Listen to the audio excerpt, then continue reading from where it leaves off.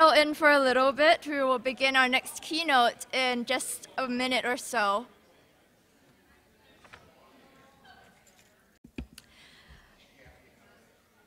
Okay, I hope everyone got a chance to do a photo op with Pope Francis out there, who was just serving by the tea break station. If not, he'll be out there and he'll be at the pub tonight as well. So you'll have lots of opportunities to take selfies. It is with great joy that I'm introducing our next keynote speaker, Chris De Silva. He is originally from Singapore, which is where I'm from, and if you know anything about Singapore, it's a tiny, tiny dot on the map. The word itself, Singapore, is actually larger than the country on a map. It's very, very rare that I find another Singaporean in this part of the world, especially not in Minnesota. Chris De Silva currently lives in Los Angeles, California. He's a graduate of the University of Southern California Thornton School of Music, where he studied music composition and film scoring. You may be familiar with his work, which is published through GIA. He has done music ministry for many years and done many workshops internationally and retreats as well. He has served in several faith parishes in California, and he's currently the Associate Director of Liturgy and Music at Loyola Marymount University in Los Angeles. Welcome, Chris.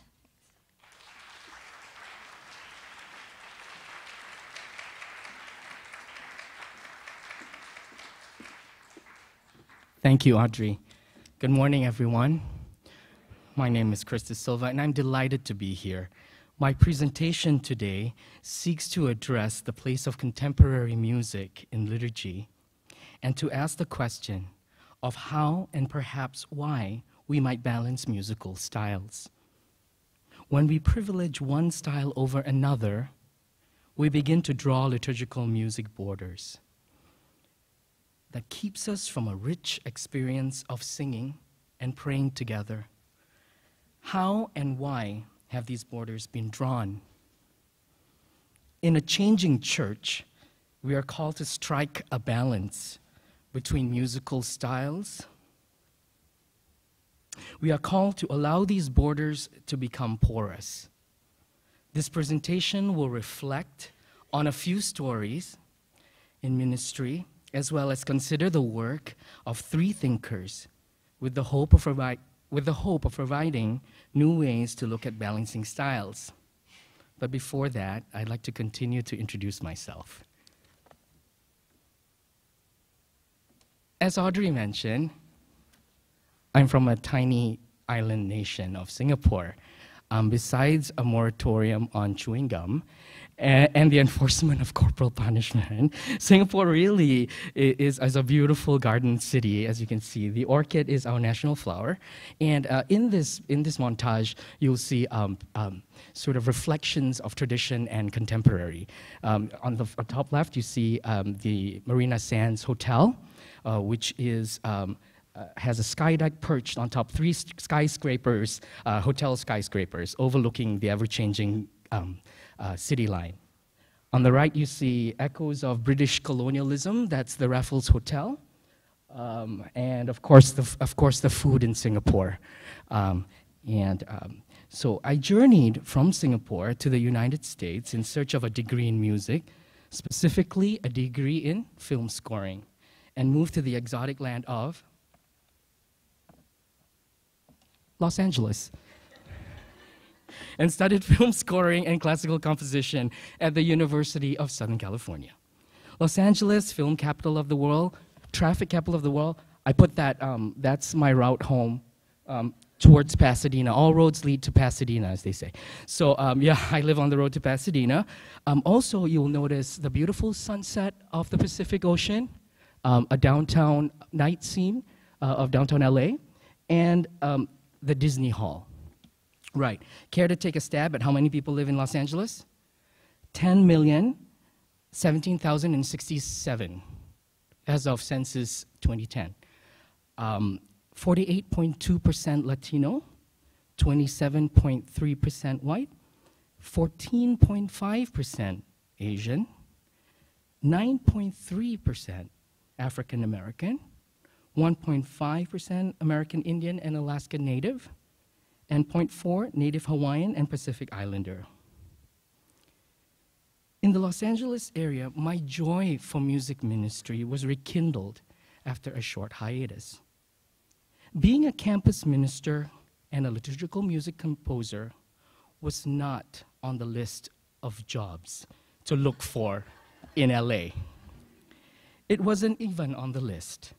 It was a result of going where the Spirit led. And since I work at an Ignatian institution, or a Jesuit institution, in Ignatian speak, a result of discerning the Spirit. And so I've worked in 2 parishes in the greater Los Angeles area. And so I find that to illustrate the striking of a balance, it will be helpful to share some stories in music ministry. The first parish that I worked at as a music director was in East Los Angeles. Right. Our Lady of Perpetual Help Church, a parish made up of Mexican-American families of lower income, as well as new immigrants from Mexico, Central and South America. This may be a very familiar story to some of you. I felt a special kinship with those from this parish as an immigrant from Singapore. To be the stranger that welcomed the stranger. As an immigrant, I was thrown into this new world of balancing styles and language. I did not speak a word of Spanish and still don't speak fluently. However, I learned to communicate with within the rehearsal setting. It was a challenge during Christmas and Easter to bring both choirs together and break away from the formula that was currently in place. The practice of Spanish choirs sing Spanish songs, English choirs sing English songs, and so on. After combining both choirs for the very first time at a Christmas liturgy, the choir members would speak of this new experience as if they were singing bilingually for years. Another memory I take from this community was the addition of a handbell choir to accompany the existing Spanish repertoire. Who had heard of Las Campanas? We certainly couldn't afford a 2-octave set of handbells, and we definitely did not have a library full of handbell music. Off to work the ladies of the Spanish choir went. A dozen tamales for $10. They worked for weeks. Finally, our handbells arrived, and off I went arranging handbell parts that would fit Pescado de Hombre, Noche de Paz, and Los Peces en el Río.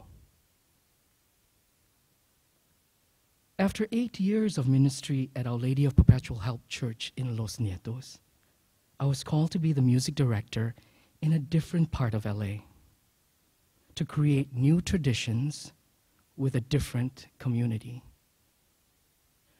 Before I go on, I would like to bring your attention to the Homeboy Industries mural, bottom left. I don't know if you can see it. Oh yeah, you can see it's Jobs, Not Jails. And to Father Greg Boyle's anti-gang intervention program that has given a second chance to many young men and women who have fallen victim to gang membership on the streets of LA. I mention this because Homeboy Industries saved the life of a former 8th grader whom I met in music ministry at the next parish.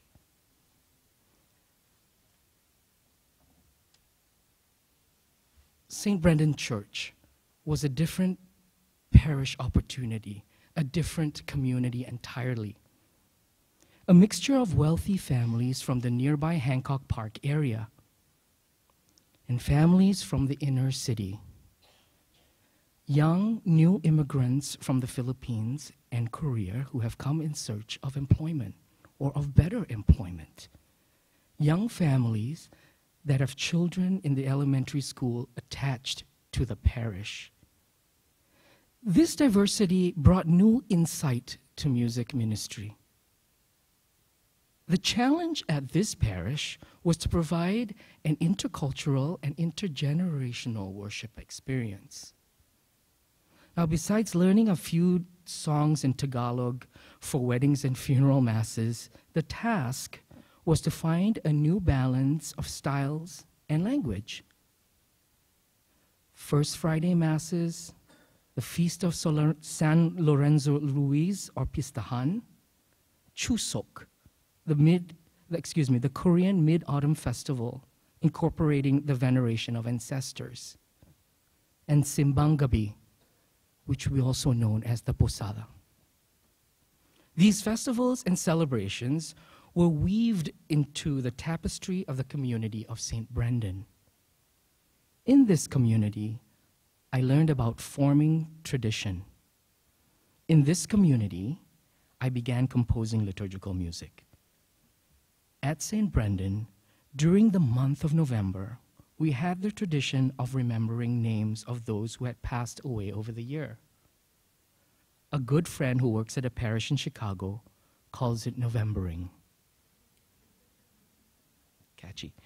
At St. Brendan, large, long banners would span the altar space, inscribed with the names of those who have gone before over the past year.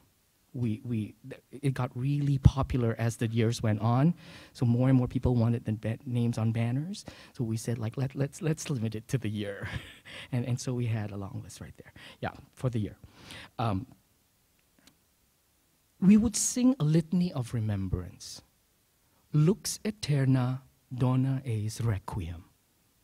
The names would be chanted, and the community would respond, we remember. All were invited to bring a picture of their loved one and to place that picture by the Book of Remembrance. The Korean community would offer incense sticks instead of candles and flowers, also placed by the Book of Remembrance.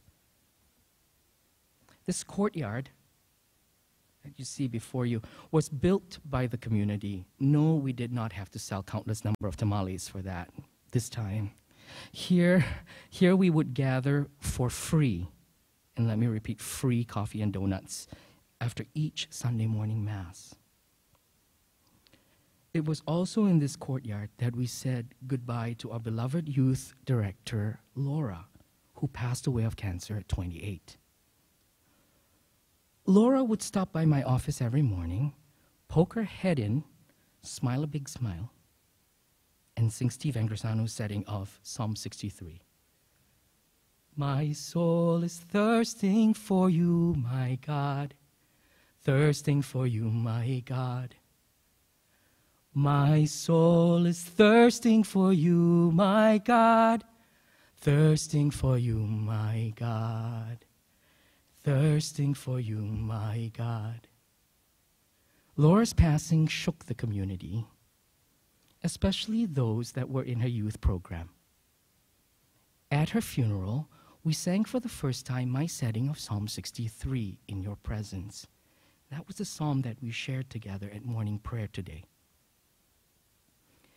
In these ministry opportunities, I have found the deep need to strike a balance between the tradition and the contemporary.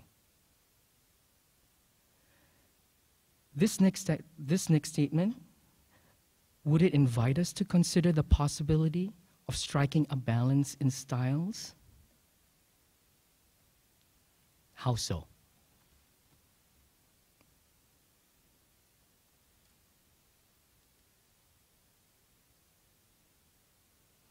In looking at this statement that comes from the Constitution on the Sacred Liturgy, Sacrosanctum Concilium, I am well aware that chant is very proudly given its highest place here at Collegeville. The question to ask is, what are the other kinds of sacred music? I will be seriously remiss in my duty if I did not mention Father Anthony Ruff's wonderful treatment of sacred music and liturgical reform that covers much ground, more thoroughly than I have done in asking this question on music, with the broader issue of tradition and historical consciousness. At this time, would you care to talk amongst yourselves about this statement? Consider these questions. Is there any ambivalence in this statement? Is this ambivalence causing a rift, causing us to draw liturgical music borders? And finally, what is tradition and what might constitute a contemporary moment. Let's take 2 or 3 minutes. Go ahead.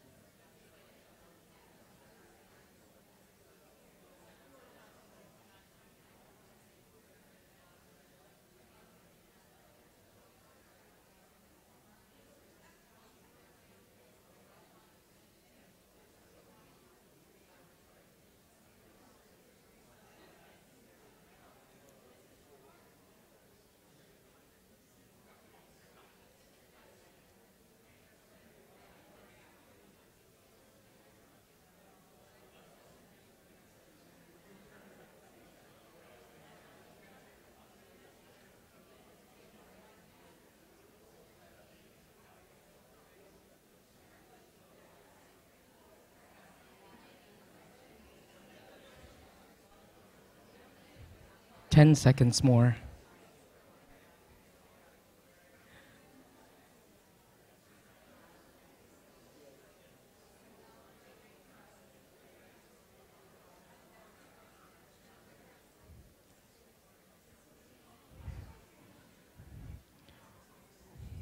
Time's up.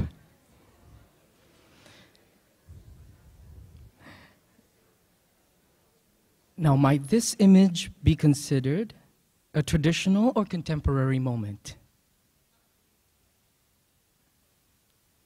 This is an image of 3 panels from the Communion of Saints tapestries that line the main nave of the Cathedral of Our Lady of the Angels in Los Angeles.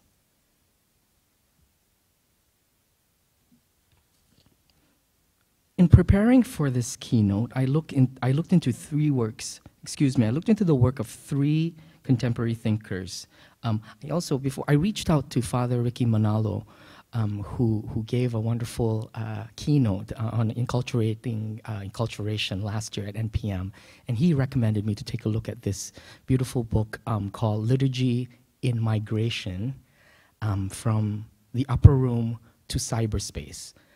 It's edited by Teresa Berger, and I'll refer to an essay by Jonathan Tan on Asian American Catholics and contemporary liturgical migrations. And Professor Tan speaks of these 2 aspects of tradition.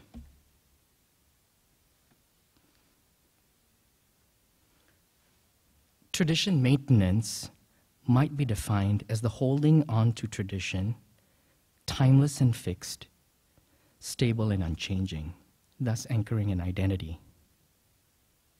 Traditioning, on the other hand, is an ongoing process of shaping, constructing, and negotiating new traditions, practices, and theological positions. In this, Professor Tan provides us with a new option for music ministry in the traditioning of tradition.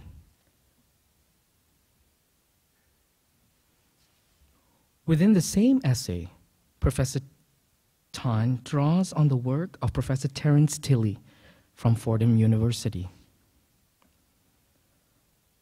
Professor Tilley points out that traditions change with context, and if they remain rigid, they die, because the elite can no longer maintain the identity of the tradition. Thus, tradition belongs to an esoteric elite who mainly keep the traditions alive.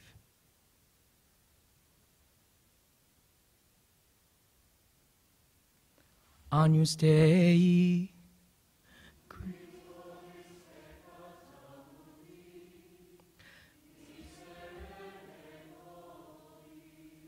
Agnus Dei,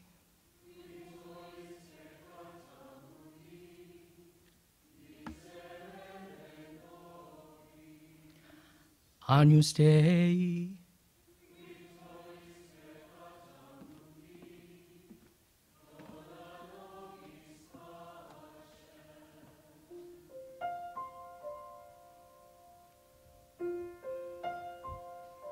Lamb of God, you take away the sins of the world. Have mercy on us, Lamb of God. Lamb of God, Agnus Dei qui tollis. You take away the sins of the world.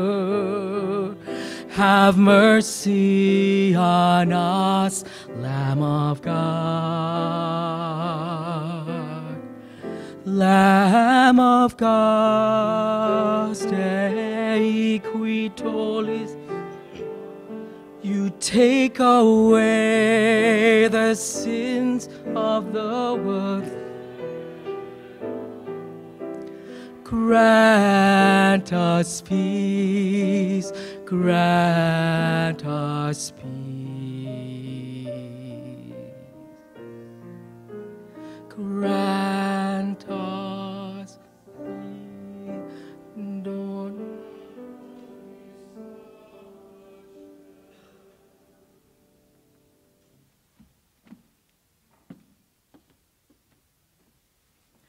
Might this picture be a picture of a contemporary moment? Note the host held up by Jesus. Is it? Yeah. Okay, enough said.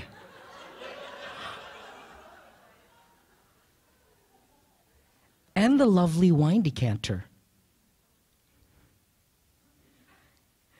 The Agnus Dei setting that we just sang is from my Mass setting entitled Mass from Age to Age. The work seeks to blend traditional chant with contemporary melodies in the various movements of this setting. It was written at St. Brendan in 2005 as an exercise to find a new way of incorporating chant in liturgy. I took this as a writing challenge to combine the Latin chant with a current melody, chord progressions, and choral voicings. Mostly I worked on color and texture, as this painting of Juan de Juanes. I would like to present another example from the Mass setting, of which you do not have the music to. It's very simple. It's the setting of the Kyrie, in call and response.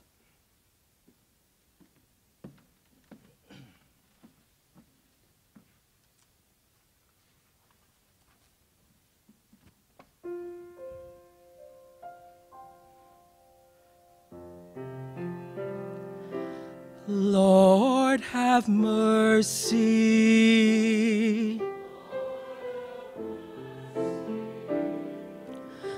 Kyrie eleison, Christ have mercy. Christ eleison, Lord have mercy.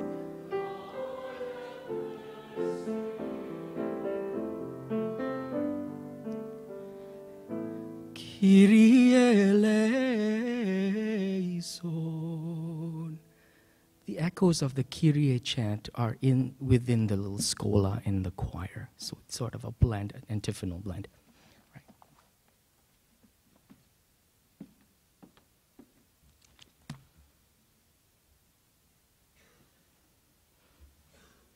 If you were at NPM last year, Father John Baldovan spoke about traditionalists. Tradition is safe when it is unchanging. He spoke about moderates that understand the value of continuity in tradition and at the same time take historical change very seriously. Could this action of traditioning tradition lead us away from stasis? Could it come in the form of a welcoming, or creating a welcoming community, or perhaps providing a place of belonging? You see before you pictures of the Cathedral of Our Lady of Angels, and if you look at the bottom left picture of the nave, the tapestry hang alongside the nave. And I placed a picture of the beautiful organ there too. So how might the process of traditioning create a place of welcome? As a new immigrant to LA, an important formational experience was gained in ministry with the Archdiocesan bilingual choir, El Coro de Los Angeles.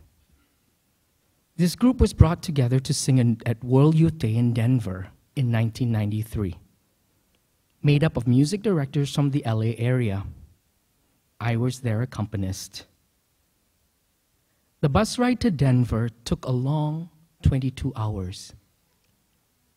The director, Steve Grundy, a former diocesan priest, insisted that everyone travel together in a caravan of 3 tour buses and 3 minivans. Oh yes. The wisdom in that decision was only realized upon our return from the Denver experience. We sang on that bus ride, slept, sang again, and stopped at almost every McDonald's along the way from LA to Denver. Yes, we did. St. George, you name it, we did it. Lifelong friendships were born from our Denver sojourn. Once again, I was a stranger welcomed, this time by another Latino community. My roommate on this trip was Jose, the vihuela player who played with the mariachi troupe that came with us on this trip. Jose taught me to pray the Our Father and Hail Mary in Spanish.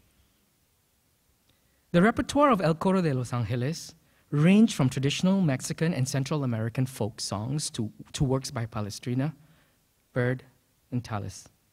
From Mexican Baroque works to arrangements of well-known Spanish liturgical music in different styles that incorporated Latin rhythms as well as jazz rhythms.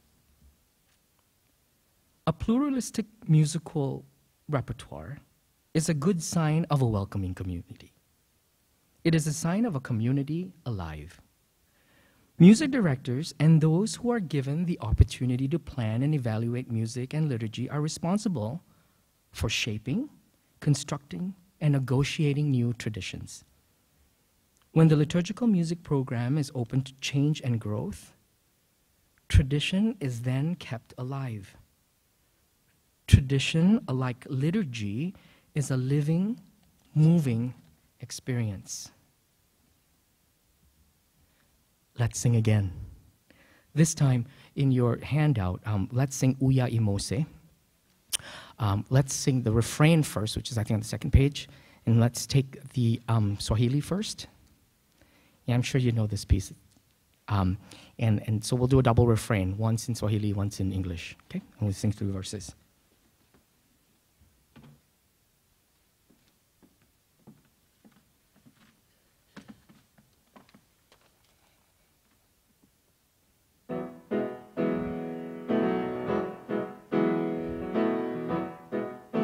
Uya imose. Here we go.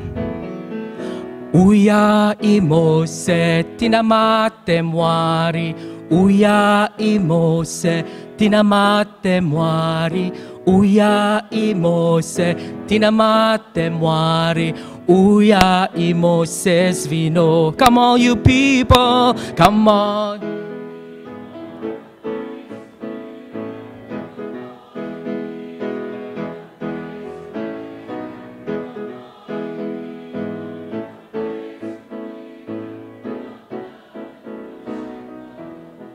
The verses are in call and response. Sing a little bit ahead of the beat. Here we go. Sky and earth, moon and star, desert, meadow, sea and shore, mountaintop and ocean floor. Uyai Mose, uyai.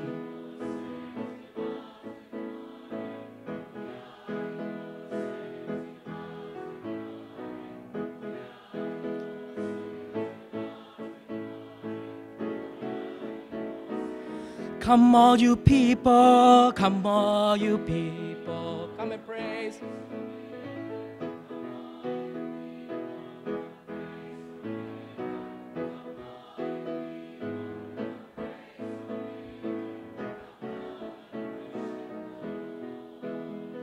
Tree and flower, leaf and vine,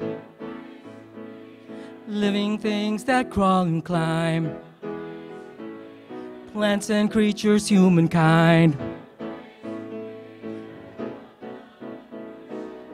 Uya imose, uya imose, tinamate mwari. Uya imose, tinamate.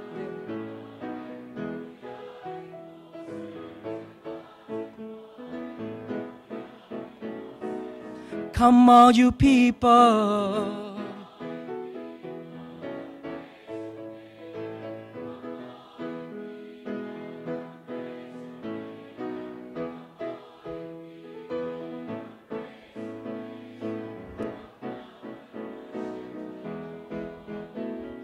Every woman, child and man,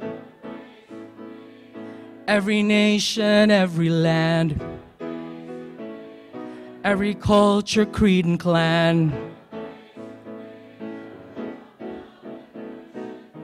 Uya imose, uya imose, tinamate mwari. Uya imose, tinamate mwari. Uya imose, tinamate mwari. Uya imoses. Come all you people, come all you people, come and praise your maker. Come and praise your maker. Come all you people, come and praise your maker. Come now and worship the Lord. There's nothing more than singing in a language other than our own to embody prayer, especially in ministry. Gary Daigle has shaped this piece in the form of a gathering song, crafting extra verses in a call and response format that lead into the original folk song, which is used as a refrain. This piece can easily be scored for woodwinds and rhythm section, with lots of percussion, of course. What I love about this piece is that it gives a chance for the assembly to respond. I'm a big fan of the call and response setting. Here's another interpretation of the Last Supper. This is tradition traditioning. The image has mutated. The tradition has mutated, but the elements of the tradition has not changed. This Dali painting of the Last Supper hangs in the National Gallery. Obviously, the slide does not do it justice. I viewed it while I was in DC for the NPM convention last year. It's quite remarkable and an extremely captivating contemporary take on the supper. Only Jesus is looking up and is the source of light. The apostles are faceless, bowed in reverence. Similar to the Juan de Juanes painting, a bucolic scene is present in the windows, this time expanded. In true Dali-esque fashion, the longer you look at the painting, the more you see. Christ pointing to himself and upward. A torso of the resurrected Christ, perhaps, floating over the table. The shape of the upper room. Loaves of bread, glass of wine, and a boat. Do you see the boat? Yeah. Protruding out of Jesus. Yeah.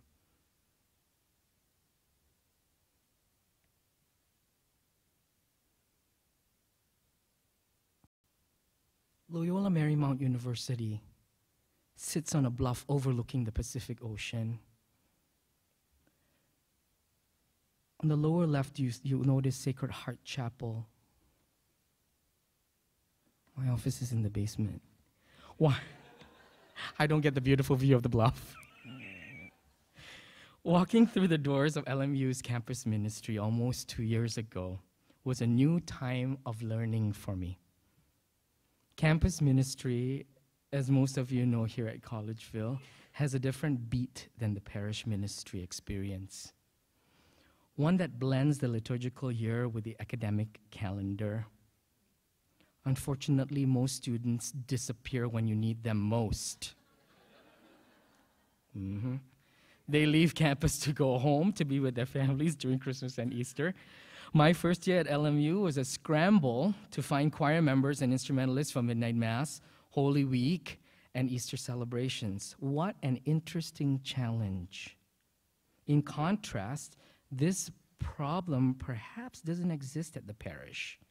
Choir members never go away. Smiley face.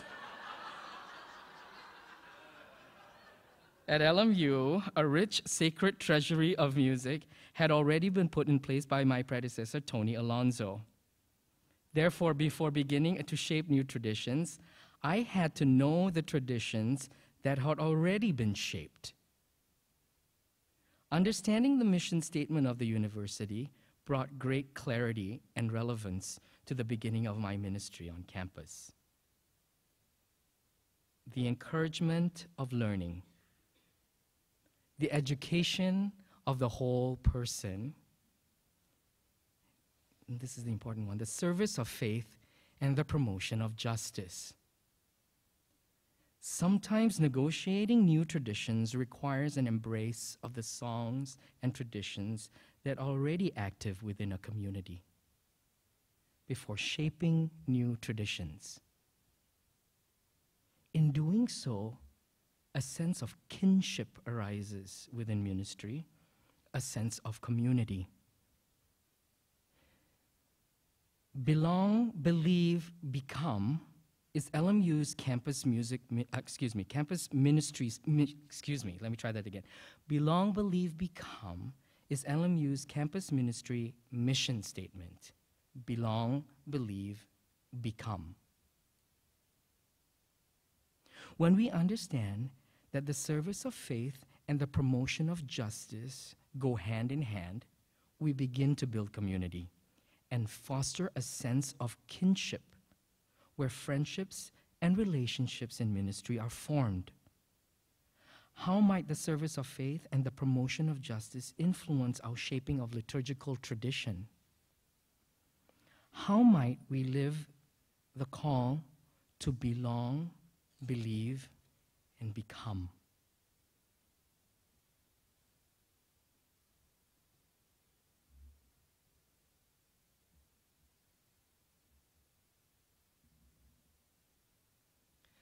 Belong, believe, become forces us to take a step back. Belong, believe, become urges us to learn rather than to teach, to listen rather than to speak.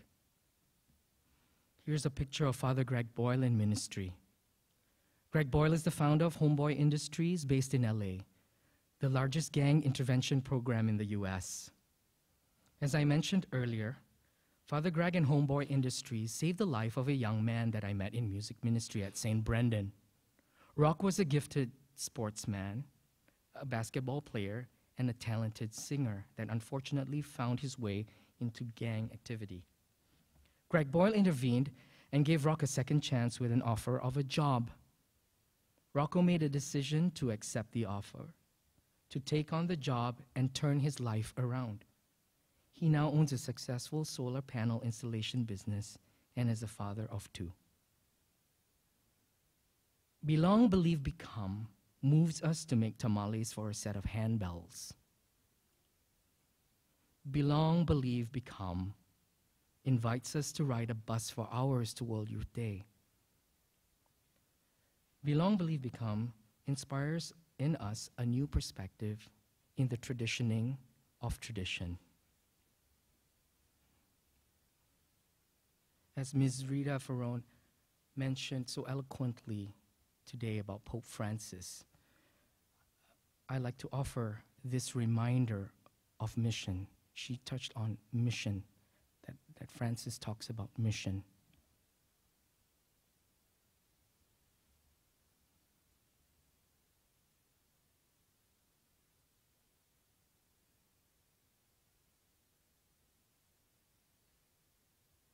So Francis offers us this reminder of our mission as musicians and liturgists, and of the work ahead of us.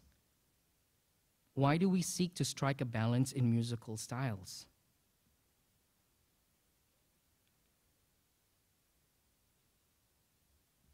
Why do we continue to make and remake traditions?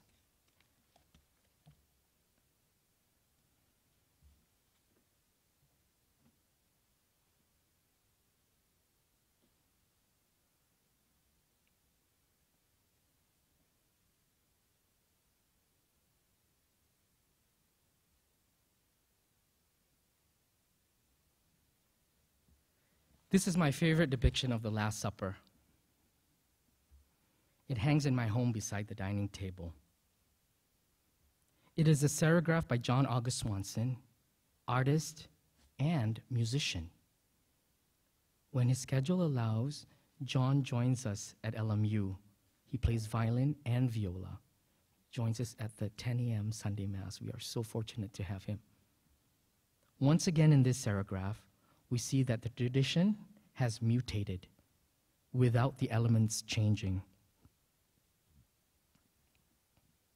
The lines of the table now reflect contemporary values. In John's depiction, the table is round. There is no hierarchy of seating. It is a welcome table. Jesus is both host and companion. Here are some thoughts about the painting in John's words. The theme of my serigraph is community and what it means to share a meal together. It is a celebration of those times in our lives and in history when, as Antoine de Saint-Exupéry said, we have learned to see in bread an instrument of community. The flavor of bread shared has no equal. John adds, this supper of mercy is a table of hospitality spread in the midst of an often inhospitable world. And lastly, John says, these experiences of sharing with our immediate family and the guests we welcome to our table help us to feel solidarity with our whole human family around the world. This next piece we sing together is entitled Ubi Caritas, in your handout. The counter melody in the tenor and bass part refers to the traditional chant as an echo of the past. The verses focus on the promotion of justice. This piece was written for Holy Thursday at St. Brendan and sung during the washing of the feet. Scored for SATB, choir, piano, flute, and cello. I'll attempt to do a piano reduction of the introduction, which is piano, flute, and cello. Try my best.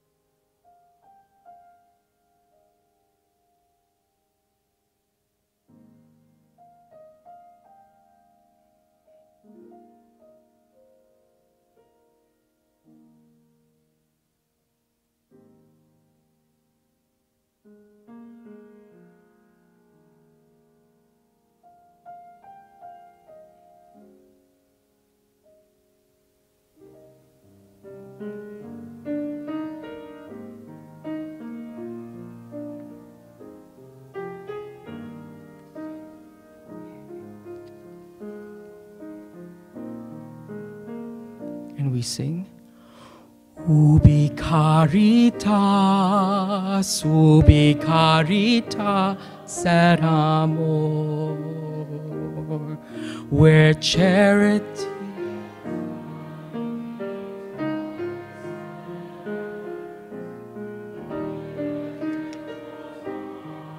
religious come to wash each other's feet. Ubi caritas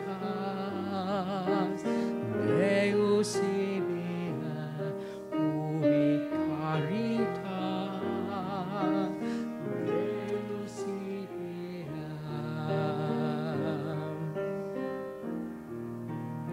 Sow in us kindness, that we may nourish, grow in us goodness, that we may care. For in our giving we share in God's love poured out for all. With the counter melody now. Ubi caritas,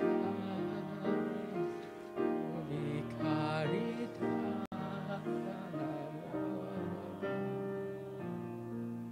where charity and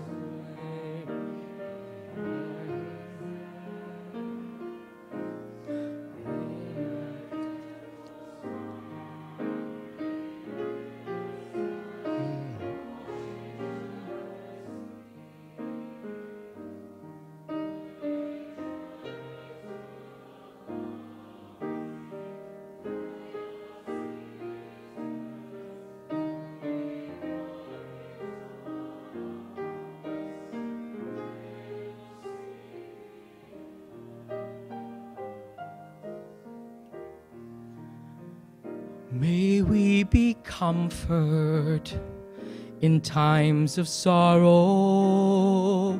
May we bring healing through those in pain. For in our giving we share in God's love poured out for all. And we sing.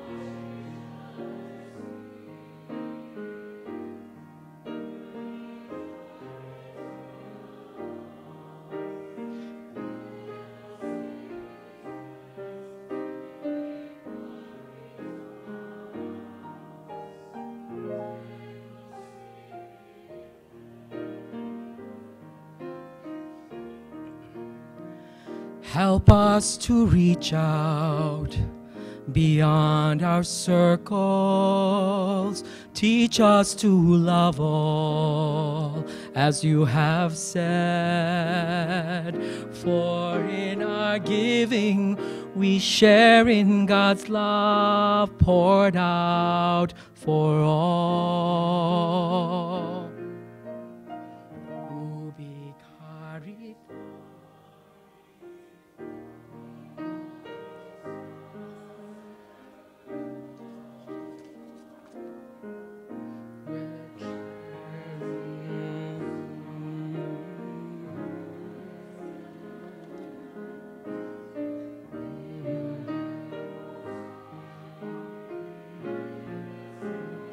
Wash each other's feet.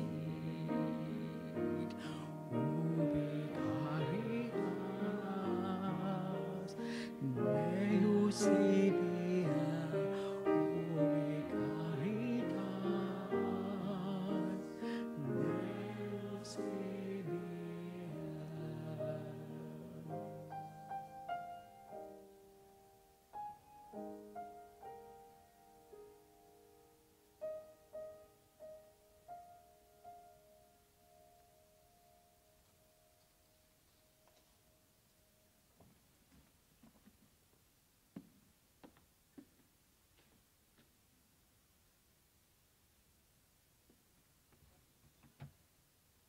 And so once again, I draw on the communion of saints' tapestries that adorn the walls of the Cathedral of Our Lady of the Angels in Los Angeles as one example of an art piece that creates a perfect balance of the traditional and contemporary. In its creation, the artist John Nava combined digital imaging and old master methods as inspiration. He held the desire that people identify with these familiar-looking faces, these ordinary people, that they would see in these tapestries that a saint could look like me. 25 fresco-like tapestries adorn the cathedral. 135 saints and holy women and men from around the world of all ages, races, occupations, and vocations. 12 untitled figures, including children of all ages representing anonymous holy. All the figures direct our eyes to the light of the great cross window above the altar where the Eucharist is celebrated. In conclusion, I firmly believe that traditioning tradition is indeed a dynamic and flexible endeavor. Liturgical tradition is open to our own experiences in music ministry that is both faithful and bold at the same time. It is open to healthy renewal and change that are integral to a community's social location and context, while remaining in conversation with the past. Thank you.